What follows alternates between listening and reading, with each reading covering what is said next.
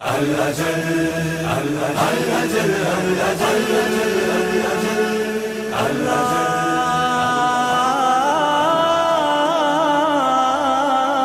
اللهم عجل وليك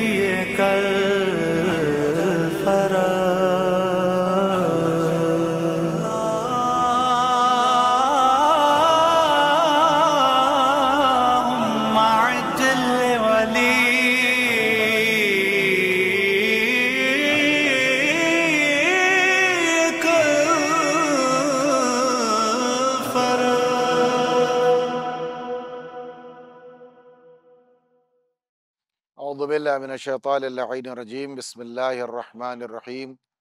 وبہ نستعین وهو خیر معین رب اشرح لی صدری ویسر لی امری واحلل عقدۃ من لسانی یفقهوا قولی انشاءاللہ۔ بسم اللہ الرحمن الرحیم ونرید ان نمن علی الذین استضعفوا فی الارض نجعلهم ائمة ونجعلهم الوارثین۔ عزیزان گرامی قدر،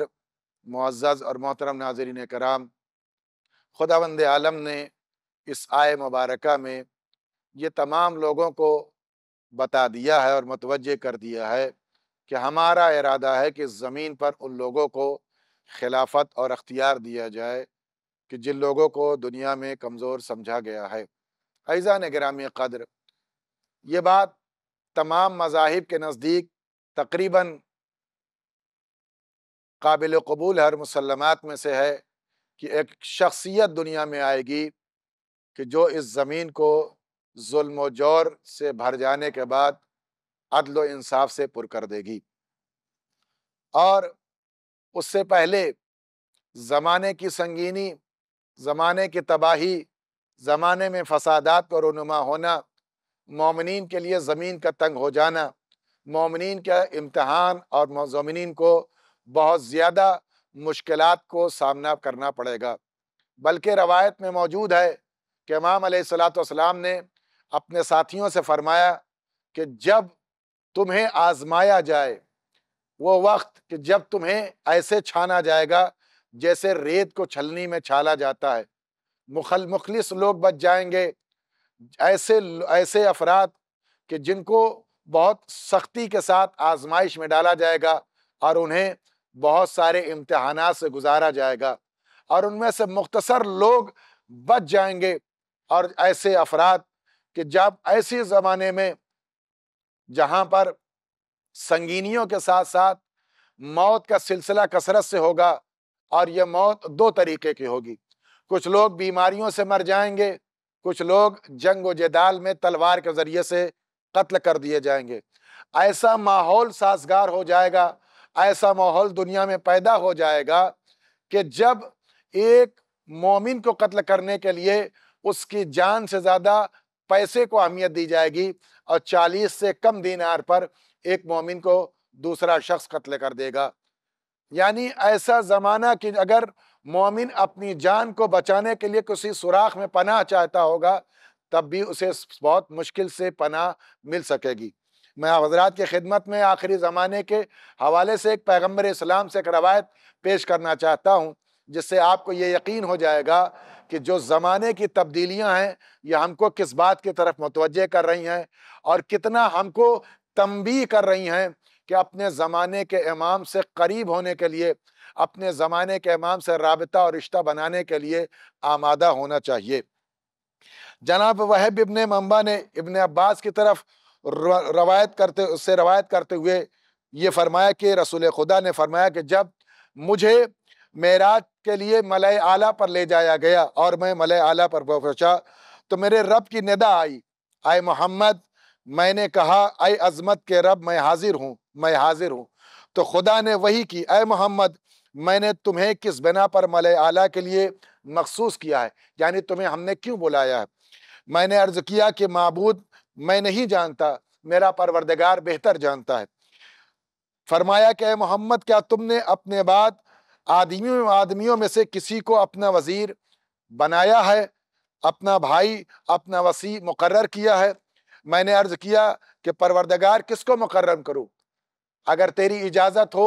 تیری طرف سے کسی کو مقرر کیا گیا ہو تو تو بیان فرما دے۔ میرے لیے تو وہی مقرر فرما دے، تو ہی بتا دے اور تو ہی مقرر فرما دے۔ تو خدا نے میرے اوپر وحی نازل کی، اے محمد میں نے اولاد آدم میں سے تمہارے لیے تمہارا وصی، تمہارا جانشین، تمہارا بھائی، تمہارا وزیر کسی اور کو نہیں بنایا، بلکہ علی ابن ابی طالب علیہ السلام کو تمہارا وصی اور جانشین بنایا۔ اس کے بعد میں نے عرض کیا، معبود میرے چچا زاد بھائی ہیں علی، تو خدا نے وحی کی، اے محمد علی تمہارے وارث ہیں، تمہارے بعد علم کے وارث ہیں، تمہارے جانشین ہیں، تمہارے پرچم کے پرچمدار ہیں، روز قیامت لوائے حمد انہی کے ہاتھ میں ہوگا، تمہارے حوض کوثر پر تم سے ملاقات علی کرنے آئیں گے، جو تمہاری امت میں سے اس پر وارد ہوگے، اور علی کے ساتھ جو تمہاری امت میں علی کے ساتھ حوض کوثر پر آئے گا اسے ہم سیراب کریں گے۔ پھر وہی فرمائی کہ اے محمد میں اپنی برحق قسم کھاتا ہوں اس حوض سے آپ کا اور آپ کے اہل بیت اور ذریت کا دشمن جو ہے مخلوق میں سے کوئی بھی ہو، خود جو انکار کرنے والے ہیں انہیں سیراب نہیں کیا جائے گا۔ اور اس کے بعد یہ فرمایا، میں نے عرض کیا معبود کیا کوئی ایسا بھی ہے جو جنت میں نہ جائے؟ جب اللہ نے پیغمبر اسلام کو یہ بشارت دی کہ تمہارے اور علی مرتضیٰ کے چاہنے والوں کو جنت میں جانے کی بشارت دی جائے گی، حوض کوثر پر بلا کے انہیں سیراب کیا جائے گا، تو پیغمبر اسلام نے یہ فرمایا کیا کوئی ایسا بھی ہو سکتا ہے جو جنت میں جانے سے انکار کر دے یا جنت میں نہ جائے؟ تو خدا نے وحی کی، ہاں میں نے عرض کیا یہ کیسے انکار کرے گا؟ خدا نے وحی کی، اے محمد میں نے مخلوق میں سے تمہیں منتخب کیا، تمہارے بعد تمہارے وصی کو چنا، اور انہیں تمہارے لیے ایسا ہی قرار دیا جیسے موسیٰ کے لیے ہارون کو قرار دیا تھا، مگر یہ تمہارے بعد کوئی نبی نہیں ہوگا، اور ان کی محبت تمہارے دل میں ڈال دی ہے، اسے تمہارے بیٹوں کا والد قرار دیا، بس میں تمہارے اوپر اور تمہاری امت پر ان کا وہی حق ہے جو تمہاری حیات میں تمہارا حق تمہارے امت کے اوپر ہے، یعنی جیسے تم ہو امت کے اوپر ویسے علی اور اولاد علی ہیں امت کے اوپر۔ یہاں تک کہ پروردگار نے فرمایا کہ جب پیغمبر اسلام نے فرمایا کہ میری امت علی ابن ابی طالب کی ولایت پر جمع کر دی جائے گی تاکہ روز قیامت میرے ساتھ حوض کوثر پر پہنچے، خدا نے وہی فرمائی، اے محمد میں نے اپنی مخلوق کے بارے میں اس کی خلقت سے پہلے ہی فیصلہ کر دیا تھا، اور ان کے درمیان یہ فیصلہ جاری ہوگا، میں جس کو چاہوں گا ہلاک کروں گا اور جس کو چاہوں گا اس ہدایت کے پرچم کے تلے لے آؤں گا۔ لیکن یہ کب ہوگا؟ یہ اس وقت ہوگا کہ وہ جب دنیا ظلم و جور سے بھر چکی ہوگی، ان کے ذریعے سے لوگوں کو ہلاکت سے نجات تب دلاؤں گا جب اولاد علی میں سے قائم آل محمد دنیا میں تشریف لائیں گے، اور قائم آل محمد کے ذریعے سے گمراہی سے ہٹا کر ہدایت کروں گا، اور ان کے وسیلے سے اندھے پن کو رہائی دوں گا، ان کے سبب مریض کو شفا عطا کروں گا۔ میں نے عرض کیا معبود یہ کب ہوگا؟ وہی آئی، یہ اس وقت ہوگا جب علم اٹھ جائے گا، جہالت کا دور و دورہ ہوگا، زنا دنیا میں عام ہو جائے گا، زبانی جمع خرچ موجود ہوں گے، عمل کرنے والے کم ہوں گے، خوریزی ہوگی، تباہی ہوگی، بربادی ہوگی، عمل قرآن پر نہیں کیا جا رہا ہوگا، شراب نوشی ہوگی، فحاشی ہوگی، جھوٹ بولنے والے زیادہ ہوں گے، فساد کرنے والے زیادہ ہوں گے، تب قائم آل محمد علیہ السلام کا ظہور ہوگا۔